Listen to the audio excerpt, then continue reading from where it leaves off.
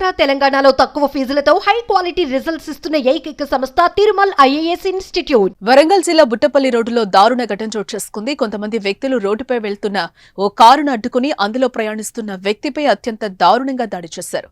ఇనప రాడ్లతో విచక్షణారహితంగా దాడి చేసిన ఘటనతో ఒక్కసారిగా వరంగల్ నగరం ఉలిక్కిపడింది. వరంగల్ జిల్లాలో గత కొద్ది రోజుల నుంచి వరుసగా దారుణ ఘటనలు చోటు చేసుకుంటున్నాయి. తాజాగా నడి రోడ్డుపైన ఓ వ్యక్తిపై కొంతమంది దుండగులు ఇనప రాడ్లతో హత్యాయత్నానికి పాల్పడ్డారు.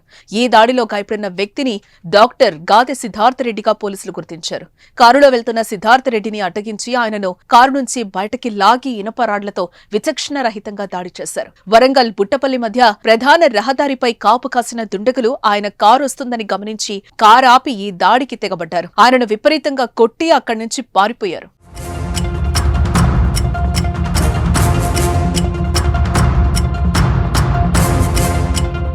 స్థానికులు ఇచ్చిన సమాచారంతో కొన ఊపిరితో కొట్టుమిట్టాడుతున్న బాధితుల్ని పోలీసుల ఆసుపత్రికి తరలించారు.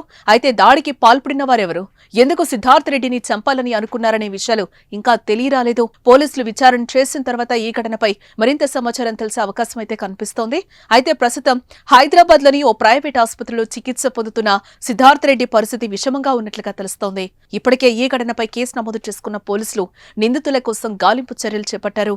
వీలైనంత త్వరగా నిందితులను పట్టుకుంటామని పోలీసులు అంటున్నారు. ఇక ఇదిలా ఉంటే గత కొద్ది రోజుల క్రితం అదే రోడ్డులో గంజాయి బ్యాచ్ అతిగా తిరుగుతూ వచ్చిపోయే వాళ్లపై దాడికి పాల్పడుతున్నట్లుగా స్థానికులు చెప్తున్నారు. ఒకవేళ గంజాయి బ్యాచ్ డాక్టర్ పై దాడికి పాల్పడి ఉండవచ్చని పోలీసులు అనుమానిస్తున్నారు. మొత్తానికి స్థానికంగా ఉంటున్న బస్తీవాసుల దగ్గర సమాచారం సేకరిస్తున్నారు పోలీసులు.